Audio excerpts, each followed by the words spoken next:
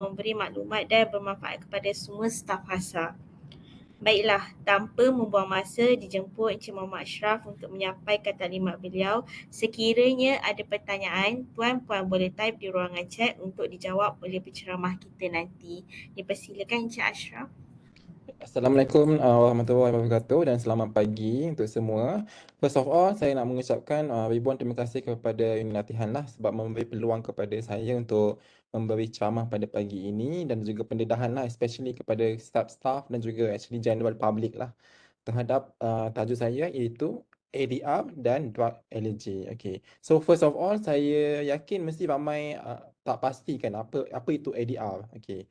So dalam slide ni saya akan explain lah what is ADR and then apa perbezaan ADR dan juga drug allergy. Okay. Okay. So first, so ini saya punya layout of this presentation. So saya akan bercakap, firstly saya akan debunk some myth on ADR and juga drug allergies.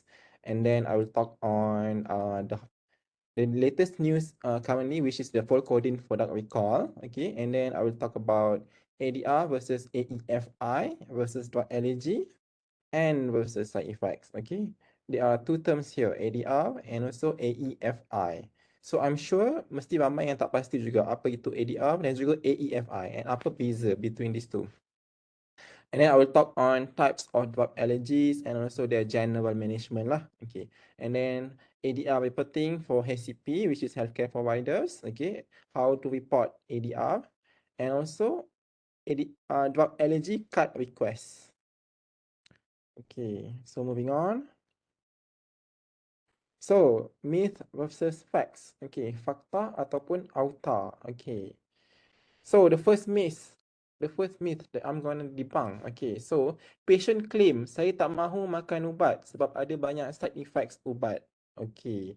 So, actually banyak patient yang kita bagi ubat, bagi actually so many medications that we prescribe and we dispense to the patient. Sometimes some patients ada terima ubat dalam satu bulan tu sampai berbelas-belas ubat. Okay. Especially untuk patient yang ada penyakit kronik lah macam kencing manis, darah tinggi ataupun masalah buah pinggang. But then some of them actually dia orang tak makan pun ubat yang kita bagi tu.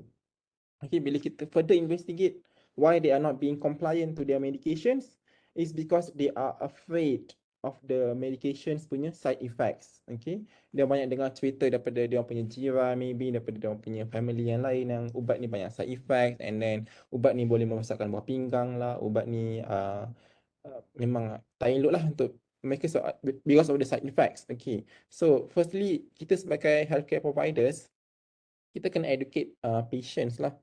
Okay, and also untuk public juga kita kena ada awareness. Okay, awareness bahawa memang semua ubat ni ada risiko untuk adverse effects. Okay, tetapi kita kena assess dia punya risk versus benefits lah.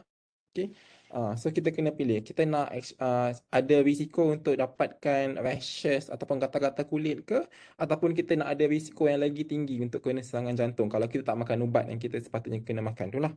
Okay. Tetapi kita sebagai healthcare providers, tak kisahlah doktor ke, staff nurse ke ataupun pharmacist ke, okay, so kita kena address juga patients concerns. Okay, mungkin patients tak nak makan ubat tu actually sebab dia memang betul-betul afraid of the side effects. So kita kena acknowledge patients punya concern, but at the same time we educate them. Okay, why they need to take the medicines. Okay, what are the benefits? How the benefits actually outweigh the risk. Okay, so tapi kalau still patient insist they don't want to take the medicines because they are afraid of the side effects, mungkin kita boleh think of alternative options for them. Perhaps some non-pharmacological options, some counseling therapy, some relaxation therapy perhaps. Unless the medicines memang betul-betul indicated for them lah, then we have to really enforce some educations, okay, for them to actually compliance with their medications. And when this case actually occurred, mungkin kita boleh practice some trial period. Some trial period tu maksudnya kita start patient dengan small dose saja dulu atau kita panggil sebagai chicken dose. So kita start small first.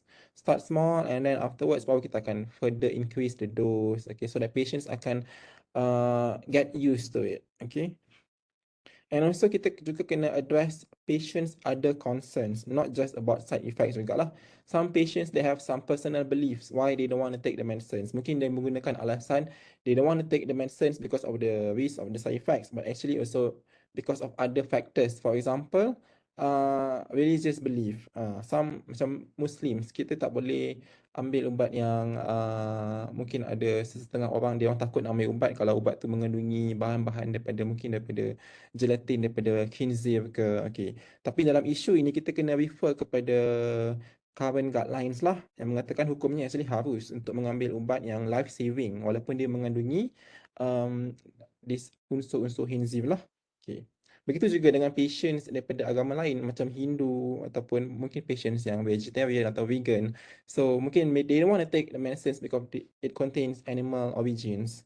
So as a healthcare providers, it is our responsibility to educate and address these concerns so that they are aware of it lah.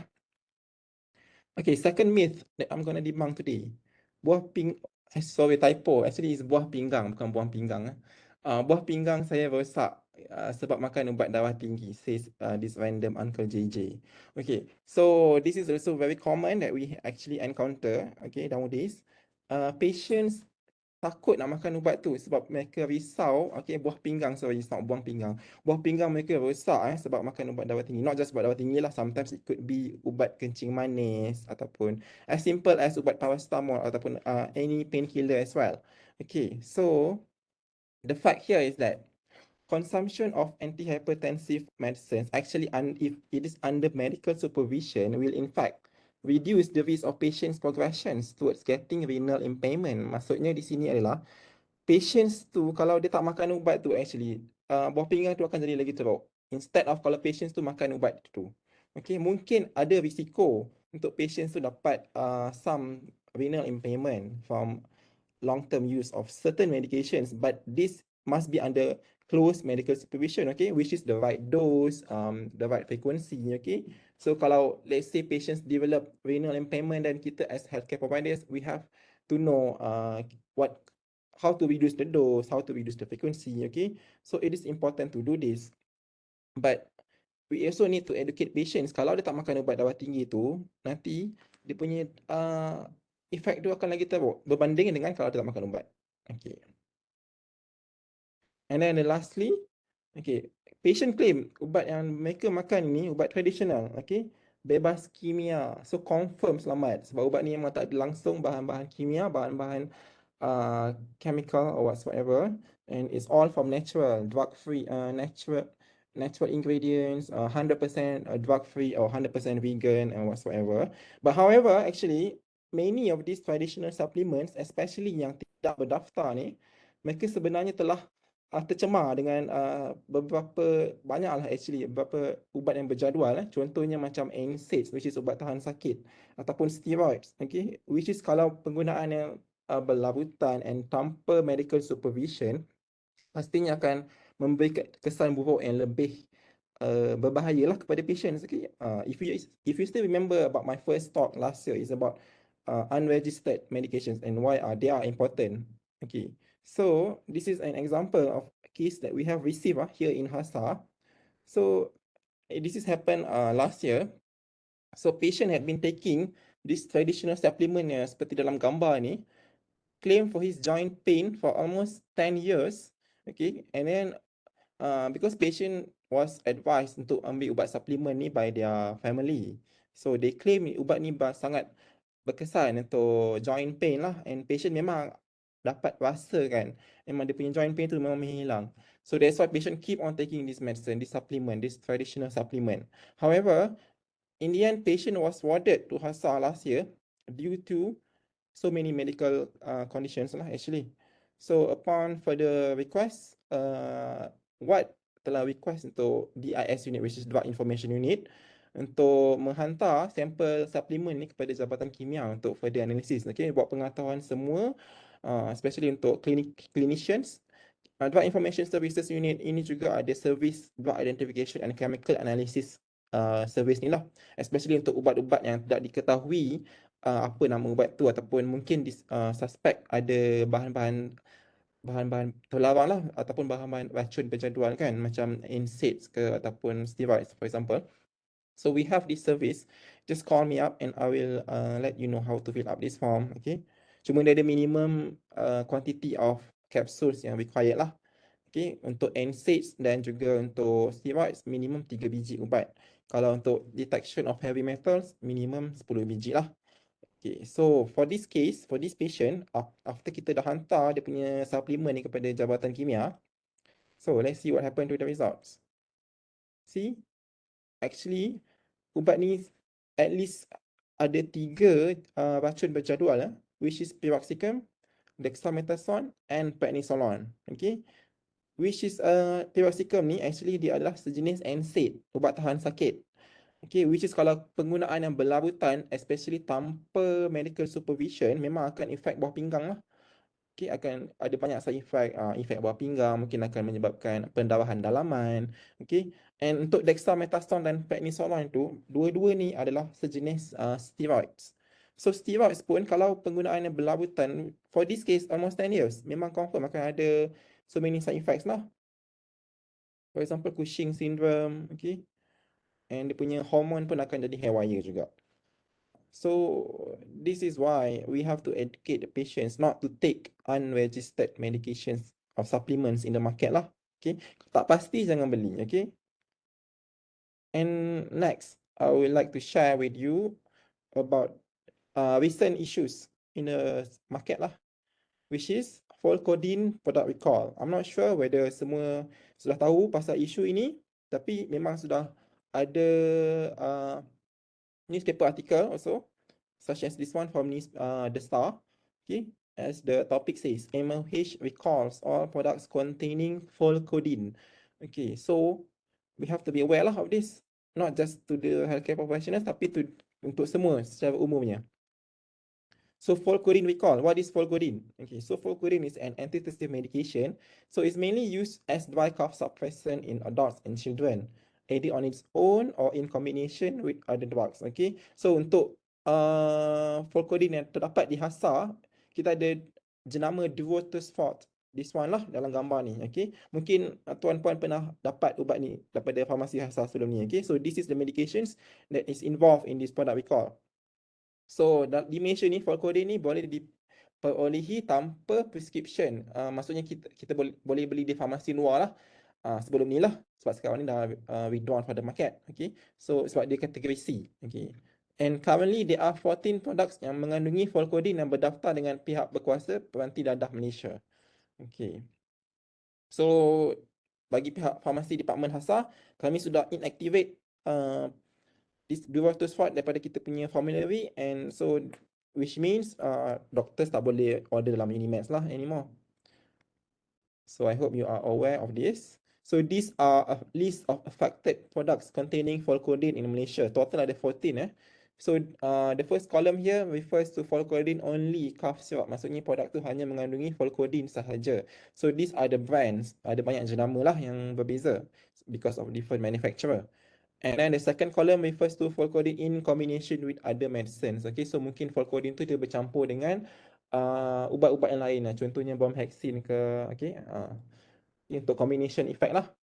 And then the third one is lozenges. Ada satu je lozenges, which is ubat macam gula-gula tu, yang hisap tu, yang affected lah, which is Deflam, anti-inflammatory, antibacterial lozenges with cough suppressor. Okay.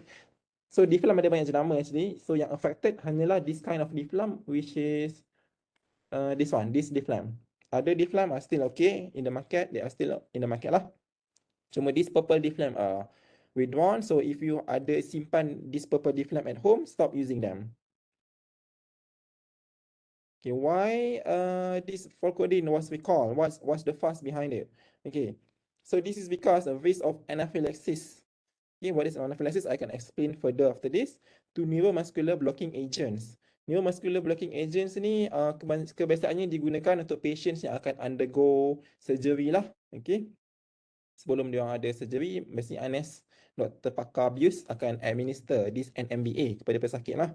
Okay, so recent data telah menunjukkan Volcodeine yang digunakan 12 bulan sebelum general anesthesia yang menggunakan NMBA ni, dia ada risk factor yang sangat tinggi untuk menyebabkan anaphylaxis. Okey, contoh NMDA ada banyaklah, Vacuronium, Ethacurium, Cis Ethacurium. Okey.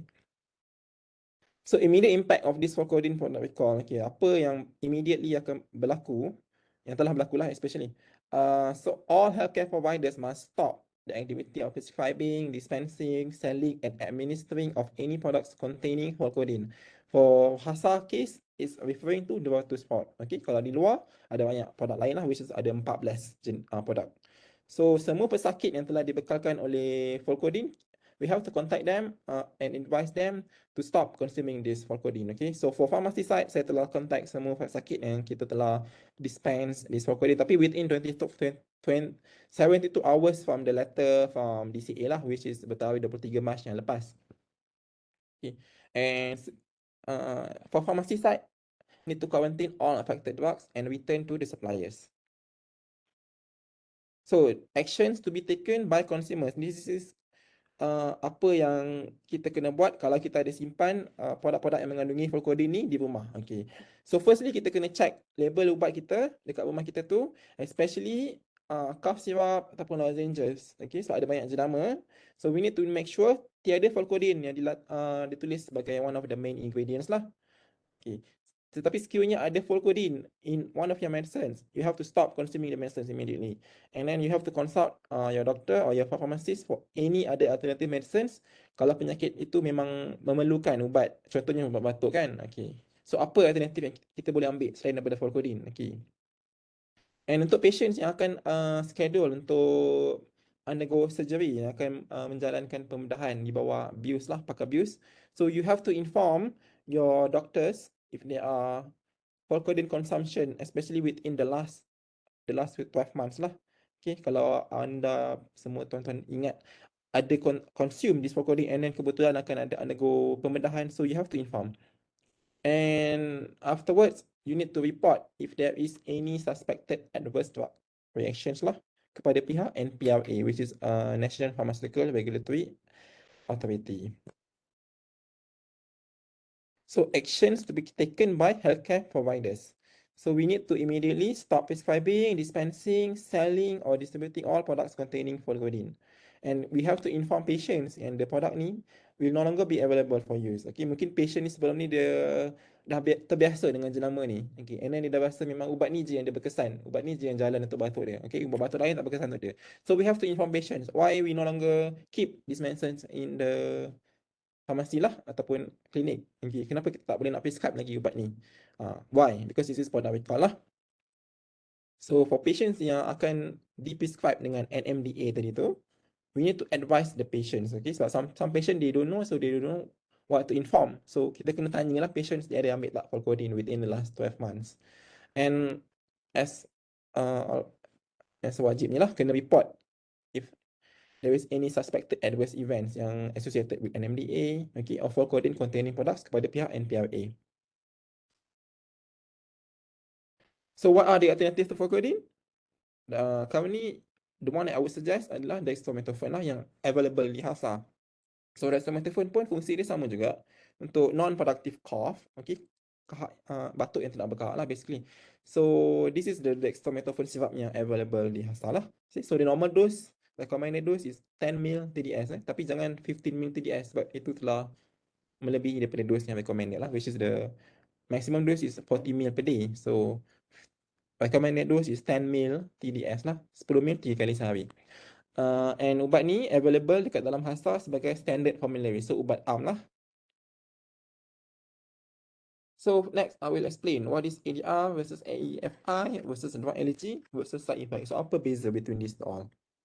So ADR, macam banyak kali saya mention before this. What is ADR? So ADR actually is a short form for adverse drug reaction. So ADR by the definition by WHO is any response to a drug which is noxious maksudnya harmful and unintended, and which occurs at doses normally used in human for prophylaxis, diagnosis or therapy of disease, and for modification of physiological function. Okay. So drug allergy, apa beza drug allergy dengan ADR? Okay. So banyak kali kita dengar apa beza ADR dan allergy kan. Okay, so this is the main differences lah. So drug allergy ni adalah a subset of ADR. tapi dia mesti melibatkan immune response. Okay, so by definition, drug allergy is a hypersensitive reaction of the immune system to certain medications, and it involves immune response. Okay, and akan produce allergic reaction lah. So kalau kita refer kepada subset pada diagram ni, drug allergy ni actually is a part of ADR. Okay, so meaning all drug allergy adalah ADR, tetapi bukan semua ADR adalah drug allergy. Okay, contoh ADR yang bukan drug allergy mungkin macam increase blood pressure, okay, ataupun heart attack, okay, ataupun yang ni most likely bukan drug allergy lah. So drug side effects, apa beza drug side effects dengan ADR? Okay, so side effects ni unintended effects of medicines taken at therapeutic dose. Yang ni dia punya main importance definition lah, which could either be beneficial or harmful. Maksudnya side effect ni tak semestinya harmful, it could be beneficial. Okay, contoh side effects yang beneficial, contohnya is the discovery of sildenafil. Okay, sildenafil originally ni nama ubat lah, sildenafil originally intended for pulmonary hypertension. However, subsequently it was discovered that it also produced erections. So, which is it was later marketed lah, Viagra lah kalau nama famous dia, Viagra. So Viagra originally dia punya purpose adalah untuk treatment of hypertension, okay, which is darah tinggi. This one is pulmonary hypertension, refer kepada tekanan darah tinggi di kawasan paru-paru lah. However, the side effect adalah actually erection. So that's why it also marketed for ED, erectile dysfunction lah. Okay, so as you can see here, side effects tu, it doesn't mean it is harmful. It could also be beneficial. Okay, perbezaan dengan ADR, ADR itu adalah noxious. Noxious is harmful. So these are the table yang describe the differences between side effects and also ADR. So the similarities, they both are unintended effect of the medicines and they occur at the normal dose use. Okay, bukannya disebabkan oleh overdose. So kalau overdose tu adalah cerita lain lah, which is adverse drug events. Itu dalam kategori medication error lah. I'm not going to talk about that. Okay, and the differences are here lah. So side effects they're related to the way the medicines work. Maksudnya dia berkait rapat dengan how the pharmacology of the ubat tu. And also it's predictable. So it can be expected. Okay, like I said before, it can be beneficial and it can also be harmful. Contohnya aspirin. Okay, aspirin tu adalah sejenis ubat cair darah. It may cause nosebleeds. Okay, so these are the known side effects. Okay, contoh ADR yang not related to the drug action adalah allopurinol, which is a sejenis ubat untuk gout, boleh menyebabkan serious skin rashes. These are examples of ADR and also allergy. Okay, so type of drug allergies and the general management. Ini I just gonna go through the brief definition and the general management sajalah. Untuk management yang lebih lanjut akan refer kepada by the physician yang manage the case lah. So generally ada 4 types of drug allergies, which is type 1, type 2, type 3 and type 4. So type 1 ni saja yang immediate, maksudnya dia berlaku dalam within minutes or hours after exposure to the drug. While type 2 until type 4, they are all we consider as delayed. Delayed drug allergy. Maksudnya tak semestinya kita lepas makan ubat tu terus dapat side effect, terus dapat allergy. Okay, for these type 2 until type 4, they all happen like few days after starting the drug. Okay, so the span is within 5 to 15 days for type 2, or 7 to 21 days for type 3, or 1 to 28 days after starting drug for type 4. Okay, so the risk factors of drug allergy. Why some patients adalah lebih senang untuk dapat alahan ubat berbanding dengan setengah orang. Okay, so some of the factors include history of allergic reactions to drugs or food also. Okay, for example, sulfur. Okay, or they have family history of drug allergies, because it also berkaitan dengan genetik jugalah.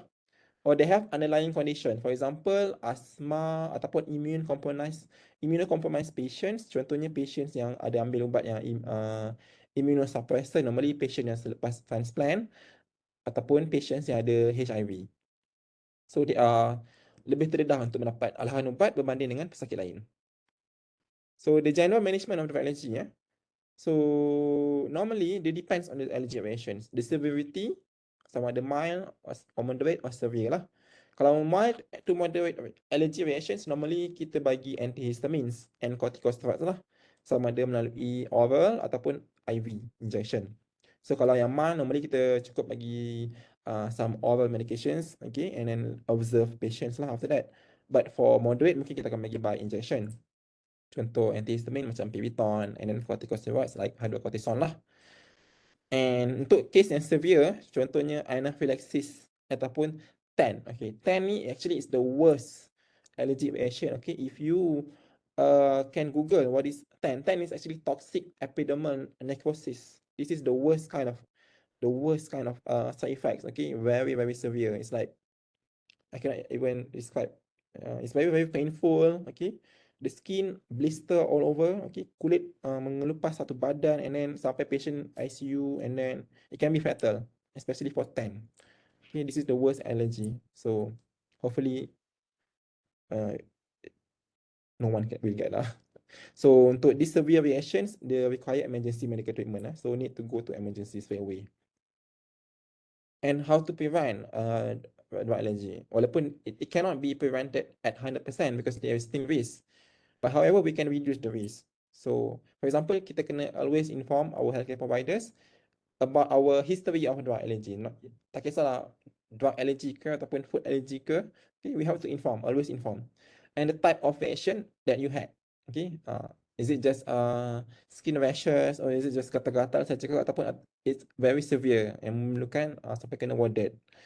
And do not take medications that you have had a reaction to you before, irregardless sama ada reaction tu small ataupun moderate. Okay, like for example, you ada allergic kepada ubat ni, tapi you rasa allergic you tak teruk sangat, just gatal-gatal macam tu je, but do not take it. Okay, because you have the risk of developing even a more severe reaction after that if you still take it lah. Okay, and always have your allergy card, kad Alahan ubat ni lah, yang telah di-issue oleh Farmasi Department with you at all times. So kena issue this kad Alahan ubat kepada setiap healthcare providers yang kita jumpa whenever we are seeking treatment lah. Okay, tak kisahlah dekat klinik kesihatan ke, dekat emergency ke, even farmasi ke, you have to issue your allergy card to let them know that you ada Alahan ubat ni. Some cases, they also give medical bracelet. So you have to wear your medical bracelet lah. ADR reporting. So how to report ADR? Okay. So ADR ni actually we have to report all, not just yang penting-pentingnya ataupun yang severe saja. We have to report all. Sama ada mild, moderate or severe, we have to report all kepada NPRA lah actually, supaya kita boleh monitor. Okay, so that we can do the further actions lah that is needful. So ADR, any suspected adverse events to a medicine or vaccine which occurs in Malaysia. This includes prescription medicines, OTC, maksudnya ubat yang dijual tanpa prescription lah, or complementary medicine ataupun supplements or even cosmetics. Okay. So how to report? Actually, anyone can report. Public can report, healthcare providers can report. Okay. So blue form yang warna biru ni, that one is for healthcare providers. Conserve yang warna in the middle one, that one is for consumers. And untuk AEFI dia ada minor AEFI form, ada form yang putih ni lah. Tapi kalau untuk AEFI forms for HCP, we can use the blue form, the same form, sama je.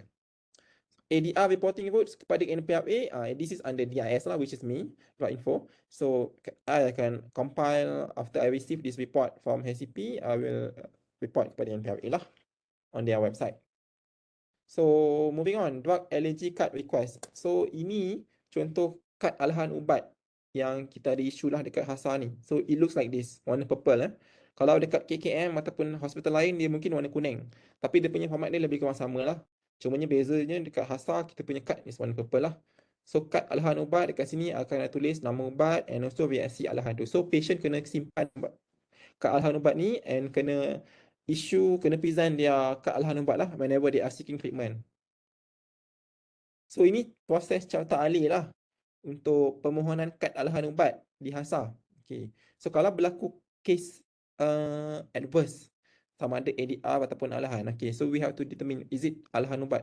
Kalau dia Alahan ubat, dan kena lengkapkan dua borang lah, which is borang permohonan kad Alahan ubat and also borang report on suspected ADR dan hantar ke unit DIS. Kalau DIS di sini boleh hantar di kaunter farmasi berkalan awal lah, di awal 1. Tapi kalau di CTC boleh hantar ke farmasi pusat keluar. Nanti mereka akan hantar ke saya lah. Tapi kalau dia tak melibatkan Alahan ubat, you still have to report. Tapi cuma melibatkan satu borang sahaja, which is borang report on suspected ADR. Dan hantar kepada unit DIS juga. Okay, and then after that, DIS punya responsibility lah to semak borang tu and then to issue the allergy card to patients lah. So these are the simplified steps lah. If it's involved by allergy case, you have to fill up these 2 forms. The allergy card request form and also the report on suspected ADR form. After dah habis isi, you have to submit this form and also notify DIS Farmasi, okay, which is me lah. So that I will do the needful after that. This is kalau dia melibatkan Alahan ubat. Kalau dia melibatkan ADR yang tidak ada not allergy lah, tiada immune response, so you have to fill up report on suspected ADR form and you still need to submit to me lah. How to access this form, these 2 forms? So the first form, report on suspected ADR form. Ada 3 sumber yang you boleh refer how to get this form. First, boleh refer kepada OpenKM. Okay, sebab HASA telah launch OpenKM kan. So you can make use of OpenKM. You can log into OpenKM. So you can OpenKM and then HASA UiTM and then afterwards move to click clinical support and then click pharmacy and then you click for the ADR and drug allergy. Dekat situ saya sudah upload forms, this form lah, report on suspected ADR. Ataupun you can access this form from our Google site, Pharmacy Department Google site. Okay. Kalau tak tahu mana nak cari Google site Pharmacy Department ni, you can just go to HASA punya official website and then you go to directory. After that, you go to pharmacy clinical support dulu, clinical support page, and you click Pharmacy Department. And afterwards, you boleh refer kepada contact us. Dekat situ saya ada link Google Form dekat situ. So boleh klik go to this Google Form website and then you can click references and download and afterwards boleh tengok dekat pharmacy forms. Dekat situ pun ada. Okay. Ataupun you can download the form straight away from NPRA website. Okay. So the form looks like this untuk healthcare providers lah. G6PD memang ada ubat khas. Yes, G6PD ada list of medications yang patients tak boleh makan lah. Okay, G6PD tu pun, tapi G6PD tu bukan melibatkan Alahan. Dia more kepada kekurangan enzim dalam badan yang menyebabkan mereka lebih senang untuk terdedah kepada risiko untuk enzim darah pecah. Okay, hemolysis. Dia bukan sebab Alahan lah. Dia more kepada kekurangan enzim G6PD tu. So patient yang ada G6PD ni, normally kita akan counsel patient apa list of medication yang kita tak boleh ambil lah untuk G6PD. List dia berbeza lah dengan allergy sebab dia bukan melibatkan Alahan, dia more kepada risiko untuk develop sel darah pecah ni. Okay. So normally G6PD ni bergantung kepada facility. Ada setengah facility dia ada bagi kad untuk G6PD juga, and then ataupun leaflet yang ada tunjuk list ubat yang tak boleh makan untuk patient G6PD lah. Okay. Encik boleh refer kepada tempat yang mana Encik dapat rawatan tu untuk dapatkan penjelasan yang lebih lanjut lah. Okay. And then, so this one untuk ADR form. Next, untuk allergy card request form. So untuk allergy card request form pula, sama juga, tapi 2 source lah. Which is first is from OpenKM, the same folder. And secondly, same location juga, Pharmacy Department Google site. So please refer to this Google site if you want to download any forms for pharmacy. I have uploaded all the forms there for you to download. Okay, next, drug safety alert. Okay, this is just a sharing session on what actually I receive from my end. Okay, apa case yang kita receive. So this is more kepada sharing session. Drug safety alert, vancomycin administration related adverse drug reaction. What we can learn from this incidents. Okay, so vancomycin tu adalah sejenis antibiotik lah. So isu yang berlaku adalah vancomycin infusion related Redman syndrome. Okay, during the first quarter of 2023 alone, saya sudah terima 2 cases of infusion related vancomycin flushing syndrome. Okay, so flushing syndrome tu adalah bila kita bagi vancomycin, patient develop macam allergy. Okay, tapi actually dia bukan allergy ya, kita panggil sebagai pseudo allergy. Patient develop symptoms after kita bagi vancomycin tu. Patient develop such as rashes, merah-merah satu badan, especially kat bahagian muka, leher and upper torso, nausea and vomiting, and gatal-gatal satu badan, ataupun mungkin akan ada juga low blood pressure. After kita bagi vancomycin ni lah. But upon further investigation, it was actually discovered the vancomycin was infused too rapidly. Okay, maksudnya dia bagi terlalu laju vancomycin. So, itu telah menyebabkan adverse reactions. However, this is not allergy, it is pseudo allergy. Okay, this is more kepada administration error. So, my advice, please follow current guidelines in the protocol. If you are not sure, please ask. Okay, so for example, administer 1 gram of vancomycin over at least 2 hours. So, in the nutshell, okay, sudah almost finished. Take home message untuk healthcare providers. So we have to work together. We have to provide feedback kepada NPLA. We have to report everything, all the cases yang suspected ADR lah, regardless how minor it is. I know it involves more paperwork, more workload, but it's important also at the same time, especially kalau melibatkan alahan. We have to issue the allergy card to the patients lah. Reporting quality does matter. Okay, for this case, actually kita sudah bagi talk on how to fill up the form last year. So I was just gonna advise, I'm gonna stress it, tolong fill up the forms completely lah. Okay. And centralized collection of reports, which is pass all the reports pada DIS lah. And then with information sources, kita boleh refer kepada NPLA website. Dekat situ mereka ada produce safety alerts and also some MedRec, medication safety bulletin lah. Or you can refer kepada Farmasi HASA, medication safety alert. This one, kita ada produce medication safety alert or newsletter or also bulletin. This one we also uploaded on our Google site. For the general public, what can we conclude from this talk? So we can also report if you develop any adverse reaction or allergy to your pharmacist or NPRA. And product recalls, macam Folcorin tu, ia sangat-sangat jarang And most medications are actually safe and effective when used as directed lah. Jangan overdose lah in this case. So please follow the directions as instructed lah. And do know that this is very rare lah. Okay. If you have any concerns about the medication that you're taking, please contact your healthcare providers lah or pharmacists for further guidance. Kalau melibatkan drug allergies, so drug allergy tu, okay, compared to product recall, which is very rare, okay, drug allergy relatively common lah. So it can cause a wide range of symptoms from mild to severe. Okay, memang ada risiko, tapi the risks are very small lah. So please avoid the medications that you are allergic to in the future and inform your healthcare provider and your pharmacist of your any non-drug allergy. Okay. Kalau ada kad Alahan Ubat, please display your allergy card. Or in some cases, medical bracelet. So if there is any questions, please can ask in the chat box, or if you want to ask questions further, you can just contact me later. I'm available office hour lah. You can email me at this email address, or you can contact me at this extension number lah, 01302. Information Services Unit lah. So I am available to answer any inquiries from the public or from the healthcare providers if there is any queries pertaining to your medications or any or any flow in the pharmacy department lah that you need enlightenment. So this is the step-by-step how you can actually access pharmacy department Google site. Okay, so you can browse HASA website, which is the hospital.uitm.edu.my, and then you can click directory and you go to Jabatan Sokongan Clinical and Jabatan Farmasi. This one is if the page is in BM lah. Kalau English, the same thing, but it's in English lah. And afterwards, when you are at the page of Jabatan Farmasi, just click tab hubungi kami, and then dekat situ ada tulis Google site, just click to that link. So this is the snapshot of the pharmacy department Google site. So over here, you can click the reference and download too if you want to download pharmacy forms, or if you want to see about our dilution protocol. Okay, and you can click at the bulletin and newsletter for further readings. So this is the snapshot of pharmacy department bulletin, newsletter, and medication safety alert that we have produced.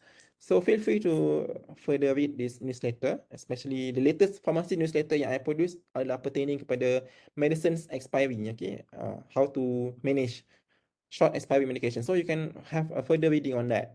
It's available at the pharmacy department Google sites here.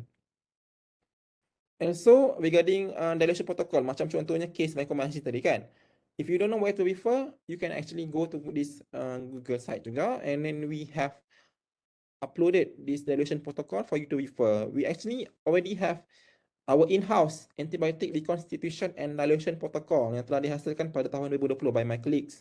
So you can actually refer to this antibiotic reconstitution and dilution protocol. Dekat situ ada listkan all the antibiotics yang available di HASA lah, and how to reconst them, how to dilute all these antibiotics lah. Tapi ni hanya untuk antibiotik lah. Kalau untuk general all injectables, you can refer to this JKNS dilution protocol, first edition 2017. They have almost all injectables punya dilution protocol over here, so you can refer here. But if you have any further inquiry, please feel free to ask from Pharmacy department. We are more than happy to answer lah. You can contact me directly also. So thank you and have a great day ahead. Baiklah, seterusnya kita buka untuk sesi soal jawab. Sekiranya ada pertanyaan, boleh tag di ruangan chat untuk dijawab oleh penceramah kita. Setakat ini soalan tu yang dalam chat box ni telah dijawab oleh Encik Asyraf. Tapi jika ada staf lain yang ingin bertanya, boleh type sekarang sebelum kita berakhir. Otherwise, you can just email me ataupun contact saya lah dekat this. Nampaknya mungkin tak ada soalan untuk orang sekarang. Jadi kita telah sampai ke penghujungnya. Pihak UiTM ingin mengucapkan ribuan terima kasih kepada Encik Muhammad Asyraf di atas kesediaan untuk berkongsi maklumat berkenaan mengenai ADR dan Alahan Ubat pada hari ini. Moga taklimat yang disampaikan bermanfaat kepada semua staf HASA, dan terima kasih juga diucapkan kepada semua staf HASA yang menyertai taklimat pada hari ini. Pautan jam latihan akan diberikan di ruangan chat. Kita akhiri program kita pada hari ini dengan tasbih kafarah dan surah Al-As. Terima kasih Cik Asyraf. Terima kasih semua. Thank you everybody. Okey, Assalamualaikum.